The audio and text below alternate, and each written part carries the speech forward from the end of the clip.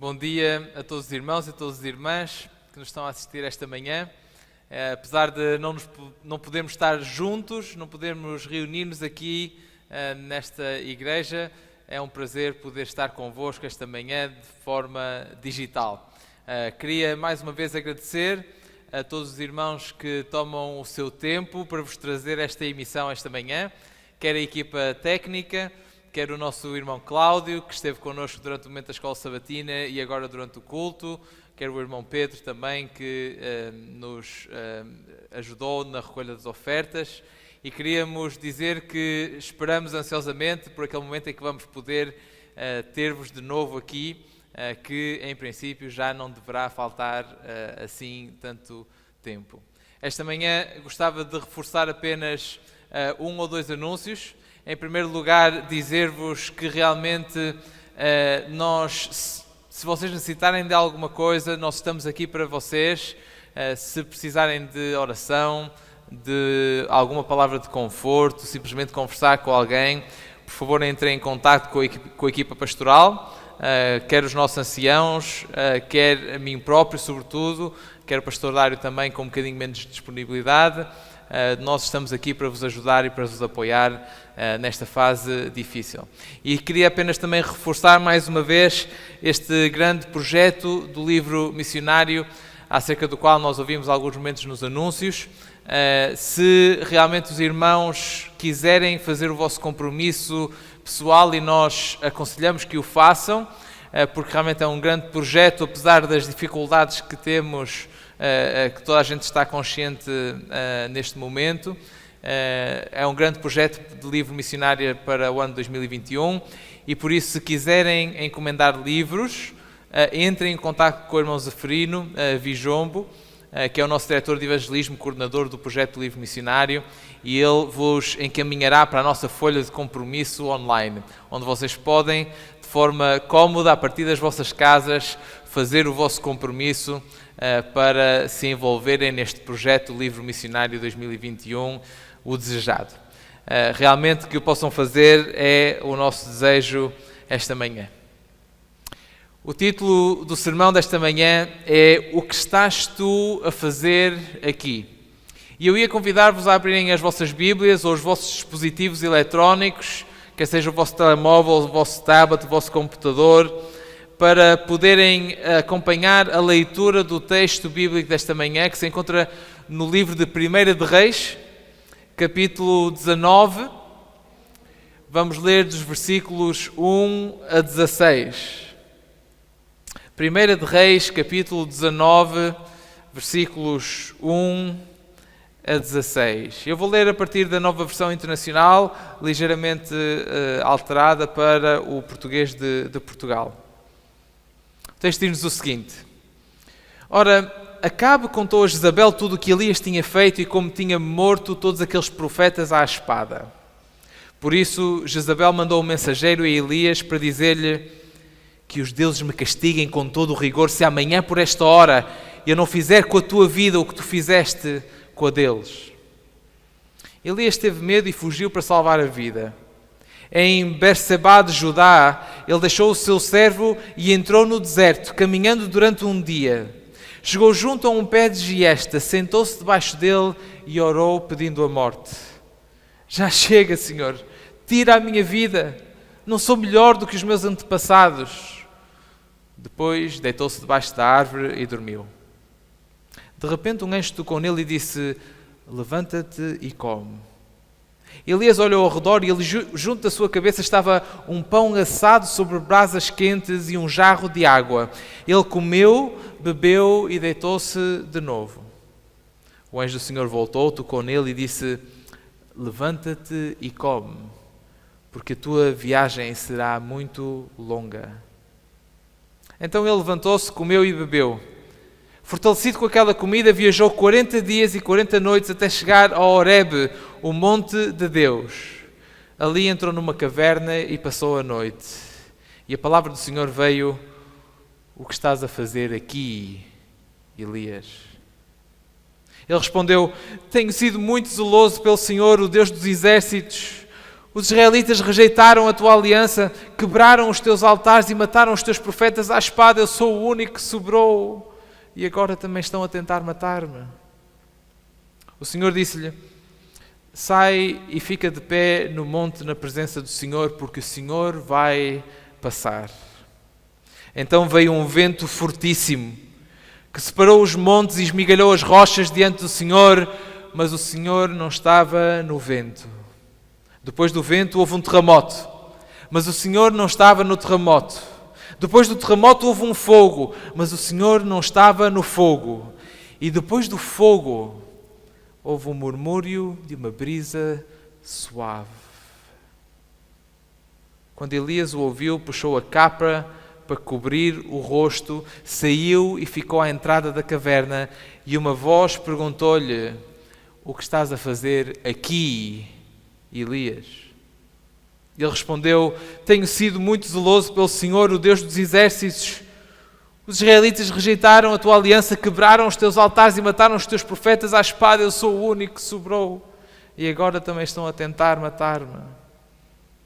E o Senhor disse-lhe: volta pelo caminho por onde vieste e vai para o deserto de Damasco. Chegando lá, unge Azael como rei da Síria, unge também Jeú, filho de Ninsi, como rei de Israel, e unge Eliseu, filho de Safate, de Abel-Meolá, para te suceder como profeta.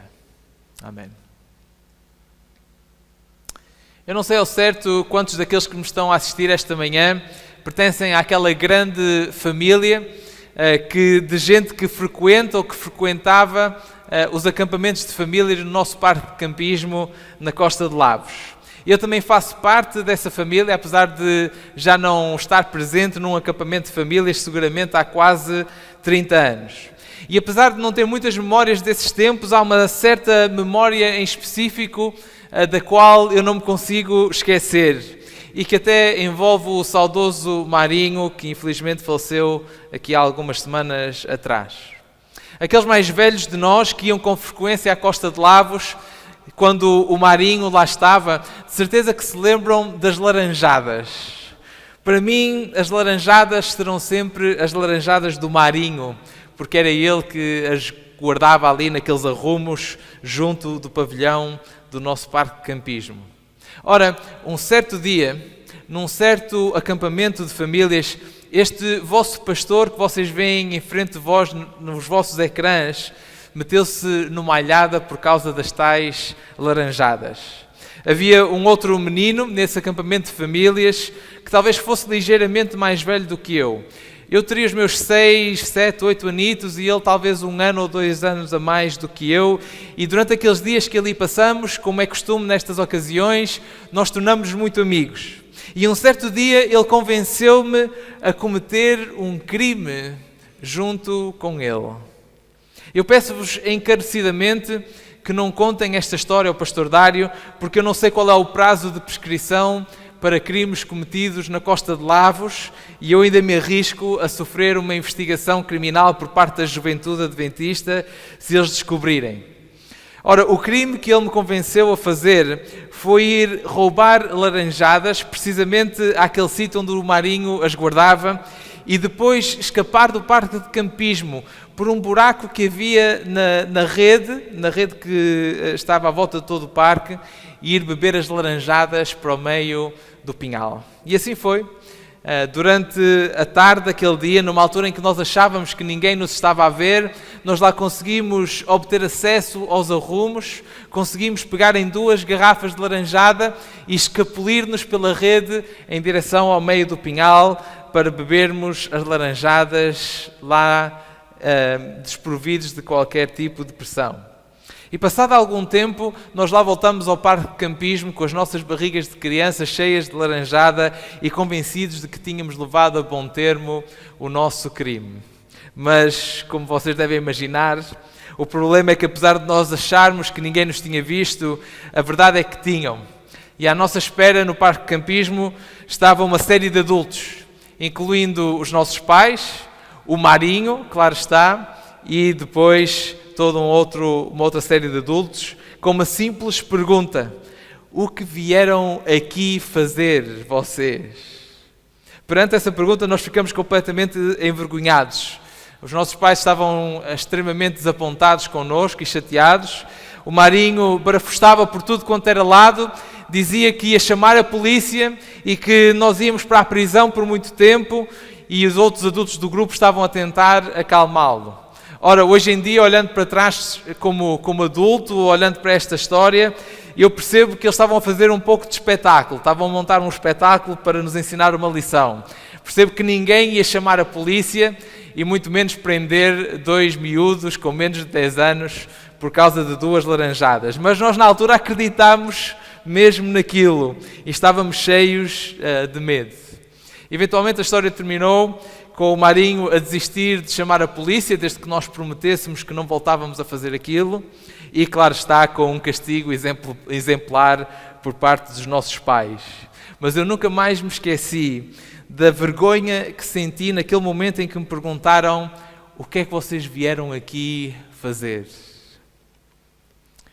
Ao ler o texto que lemos esta manhã de 1 de Reis, capítulo 19, mais especificamente ao ler o versículo 9, eu pergunto-me se o profeta Elias terá sentido algo semelhante àquilo que eu senti quando Deus lhe perguntou: o que é que estás a fazer aqui, Elias?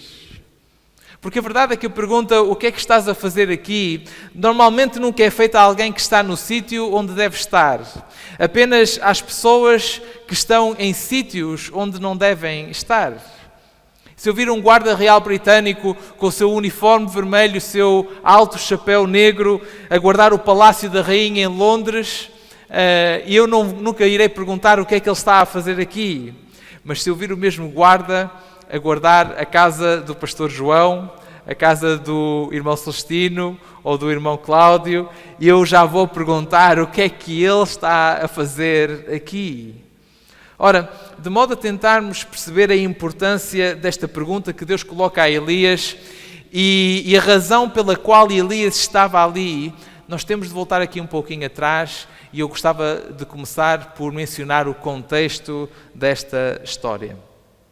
A história que aparece imediatamente antes do capítulo 19, imediatamente antes desta viagem de Elias ao Monte Horebe, é um episódio que muitos de nós conhecemos, aquele episódio de Elias no topo do Monte Carmelo. Elias tinha entrado em rota de colisão com o rei Acabe e a rainha Jezabel, ambos adoradores não do Deus de Israel, mas do Deus Baal, e para resolver a questão acerca de qual Deus devia ser adorado, Elias tinha chamado 450 profetas de Baal para um desafio no topo do Monte Carmelo. A ideia era construir 2 altares, um para o Deus de Israel e outro para Baal. E em cada um desses altares sacrificar um novilho. Ganhava aquele concurso o Deus que primeiro enviasse fogo do céu para consumir o sacrifício. Durante a maior parte do dia, os 450 profetas de Baal tentaram fazer com que o seu Deus mandasse fogo do céu para consumir o sacrifício, mas não tiveram qualquer espécie de resposta, qualquer tipo de sucesso. E depois foi a vez de Elias tentar. E surpresa! O fogo desceu do céu e o texto diz-nos que não consumiu apenas o novilho, mas também a lenha, as pedras e até o próprio chão. E depois dessa grande demonstração do poder de Deus, Elias tinha pensado que ia ser agora. Ia ser agora que o rei e a rainha de Israel iam perceber quem era o verdadeiro Deus de Israel. Ia ser agora que eles se iam arrepender e que iam passar a adorar Jeová. Mas ao contrário do que ele esperava, não foi isso que aconteceu. Uma nova contrariedade surgiu, desta vez na forma de uma ameaça da rainha à própria vida do profeta Elias. E a resposta de Elias a esta nova contrariedade é interessante. Ele entra em completo modo depressivo, foge da rainha, passa pela povoação de Berseba e caminha durante um dia inteiro até chegar junto de uma árvore onde se senta e dorme. É ali, debaixo daquela árvore, que ele diz que já está farto de sofrer tudo o que tem sofrido. Elias pede a Deus que o mate e acaba por ter de ser confortado e alimentado por um anjo. E quando finalmente recupera as suas energias, levanta-se de novo e caminha 40 dias e 40 noites pelo meio do deserto até chegar ao Monte Horebe. Quando nós calculamos a distância entre os dois montes, entre o Monte Carmelo e o Monte Horebe, nós percebemos que é uma distância de cerca de 400 quilómetros. Um percurso que se faz, na sua grande maioria, pelo meio do deserto. O percurso que Elias fez durante aqueles 40 dias e 40 noites. E quando ele finalmente chega ao Monte Horebe, o texto diz-nos que ele se dirige a uma caverna e passa a noite lá, até que a voz de Deus venha a Elias com a tal pergunta: o que é que estás a fazer aqui, Elias? Os mais atentos dentre vós talvez tenham ouvido na alusão aos 40 dias e 40 noites, ao longo dos quais Elias caminhou pelo meio do deserto para chegar ao Monte Horebe, uma referência àqueles 40 dias e 40 noites que séculos antes Moisés tinha passado no topo do Monte Sinai, diretamente na presença de Deus. Aqueles mais conhecedores da Bíblia, ou eventualmente aqueles que prestaram atenção àquilo que eu disse acerca deste texto noutro contexto, talvez até saibam que o Monte Sinai e o Monte Horebe são na realidade o mesmo monte. Dois nomes diferentes que se referem precisamente à mesma localização geográfica. Mas provavelmente aquilo que a maior parte de vós não sabe é que esta não era uma caverna qualquer. Não. A maior parte das nossas traduções hoje em dia traduz esta porção do texto como uma caverna. Isto é, como se o texto original utilizasse aqui um artigo indefinido. Mas na realidade o texto original hebraico neste ponto, ha-miarach, não tem um artigo indefinido, mas sim um artigo definido. O que significa que a palavra original hebraica que nós encontramos aqui não deveria ser traduzida por uma caverna, mas sim a caverna. Elias não vai a uma qualquer caverna no Monte Horebe, Elias vai à caverna do Monte Horebe, isto é, à caverna do Monte Sinai. Àquela caverna onde Deus tinha escondido Moisés antes de passar diante dele séculos antes. Era para chegar a essa caverna que Elias tinha caminhado 40 dias e 40 noites, cerca de 400 quilómetros pelo meio do deserto. E se isso é verdade, então a pergunta que Deus coloca a Elias talvez se torne um pouco mais clara para nós hoje. Elias, o que é que tu estás a fazer aqui? Aqui no sítio onde eu pela primeira vez me revelei ao povo de Israel. Aqui no sítio onde eu pela única vez na história da humanidade mostrei diretamente a um ser humano.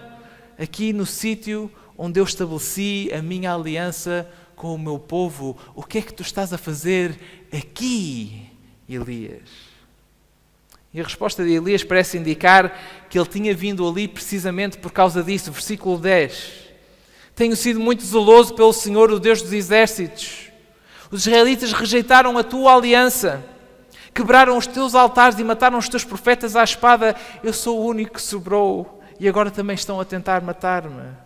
Noutras palavras, a aliança que tu estabeleceste com o teu povo, Deus, não está a resultar. Eles afastaram-se de ti e eu sou o único que permanece fiel a ti neste momento. Por isso, agora faz o que fizeste com Moisés.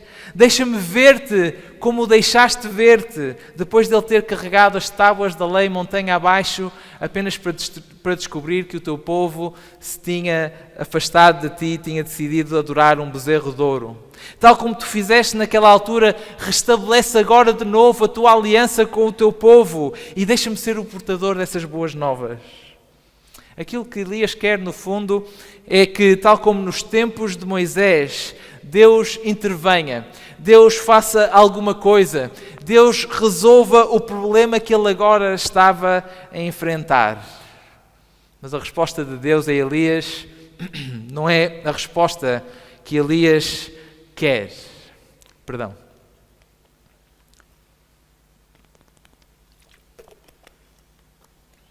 A resposta que Deus lhe dá é: ok, Elias, tu queres ver Deus? Vieste cá para ter a mesma experiência de Moisés? Então sai da caverna, põe-te aqui diante do monte. Diz-nos o texto que, em primeiro lugar, há um grande vento, um vento tão forte que fende as rochas da montanha. Mas Deus não estava no vento.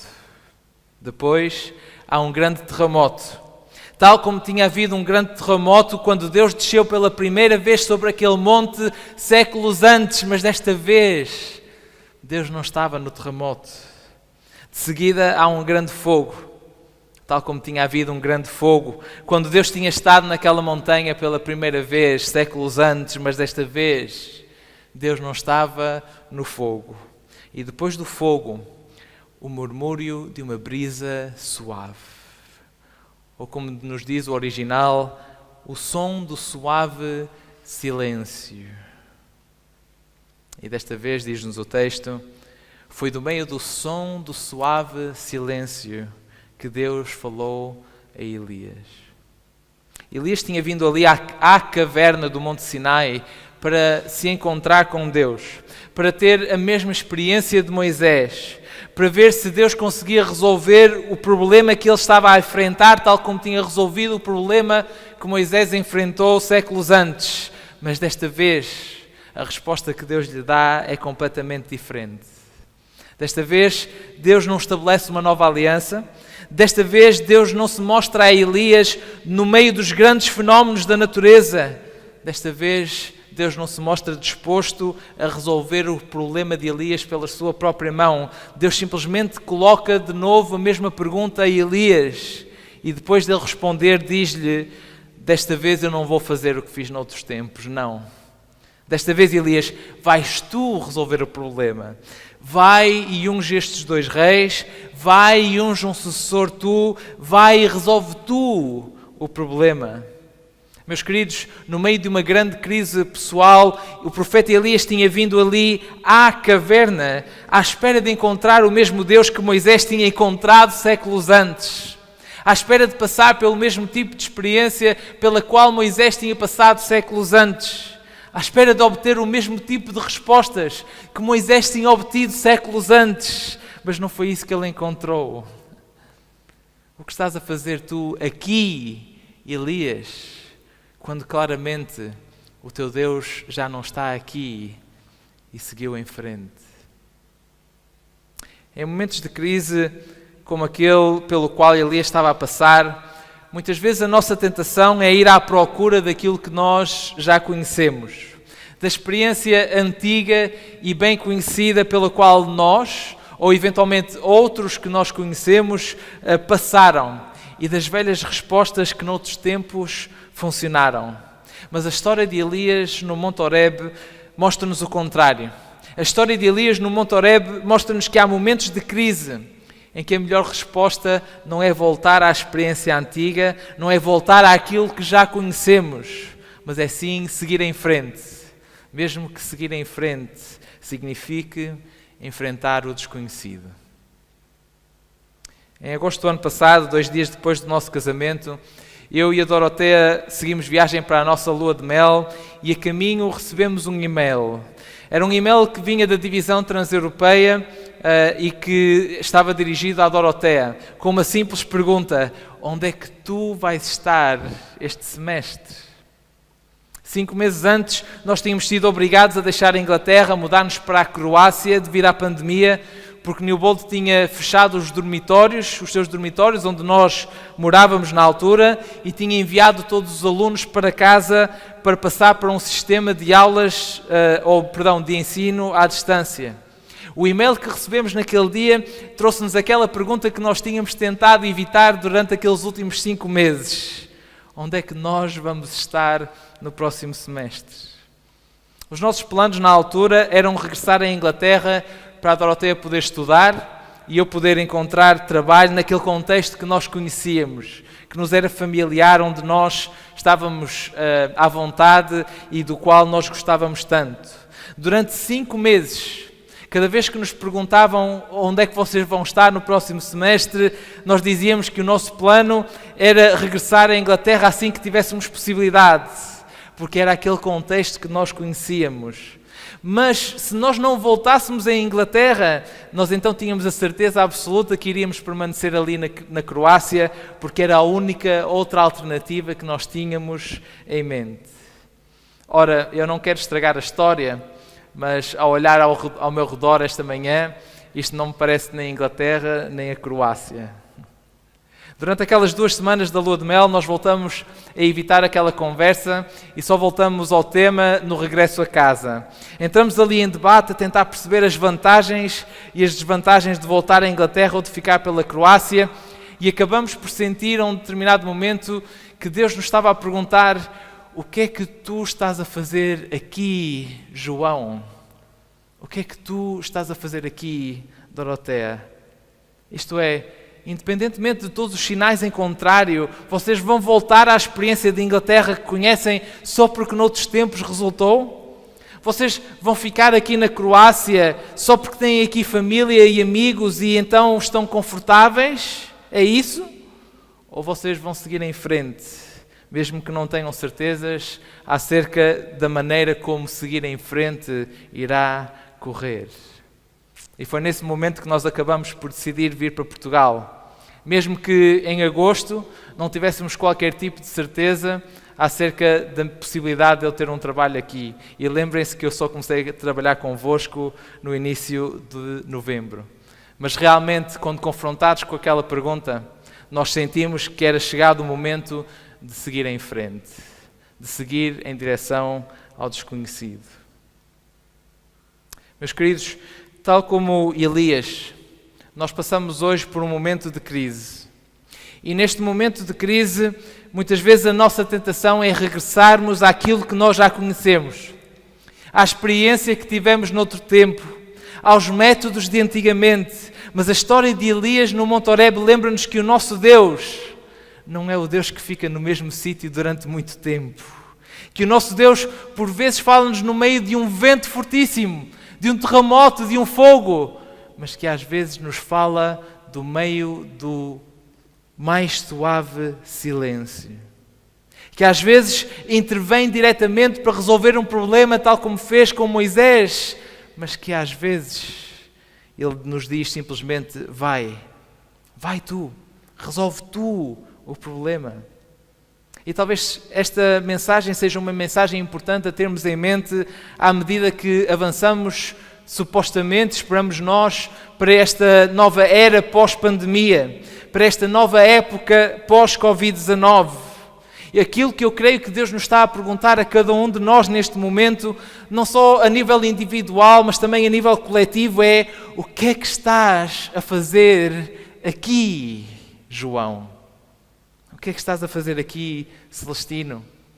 O que é que estás a fazer aqui, Paula, Bruno, Rafaela? O que é que vocês estão a fazer aqui?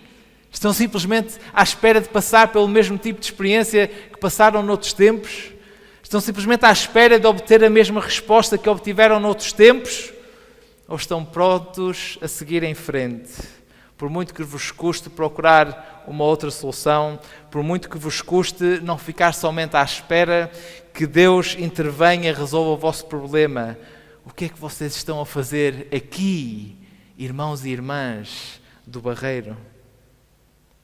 Nesta fase em que enfrentamos dificuldades, em que é difícil nós motivarmos os nossos jovens e mantermos os nossos jovens interessados, em que estamos a ver o número de pedidos de assistência à ADRA a aumentar de semana para semana, em que os nossos edifícios, talvez pela primeira vez na história da nossa Igreja do Barreiro, geram mais interesse e movimento às quartas-feiras do que aos sábados. E eu creio que é importante nós lidarmos com esta pergunta, por muito desconfortável que ela seja. O que é que Deus nos está a perguntar agora? O que é que nós estamos a fazer aqui, neste momento? A mesma pergunta que Deus colocou a Elias há séculos atrás e que nos coloca neste momento. O que é que nós estamos a fazer aqui, meus queridos e minhas queridas? Eu não sei exatamente onde é que vocês se encontram na vossa vida pessoal neste momento. Não sei exatamente que tipo de dificuldades que vocês estão a passar neste momento. Mas eu acredito plenamente que o nosso Deus é o Deus que vos ajudou no passado e é o Deus que vos irá ajudar no futuro, mesmo que essa ajuda não venha da mesma forma que veio noutros tempos. E por isso, eu acho que esta pergunta, o que é que nós estamos a fazer aqui, deve ecoar nos nossos corações e nas nossas mentes. Não só hoje, mas ao longo dos próximos meses e eventualmente até dos próximos anos, à medida que avançamos para uma nova fase da nossa vida coletiva. E por isso, a minha oração esta manhã, ao terminar o sermão aqui, é que esta pergunta esteja nos vossos corações. O que é que estás tu a fazer aqui, meu querido irmão? O que é que estás tu a fazer aqui, minha querida irmã? Amém.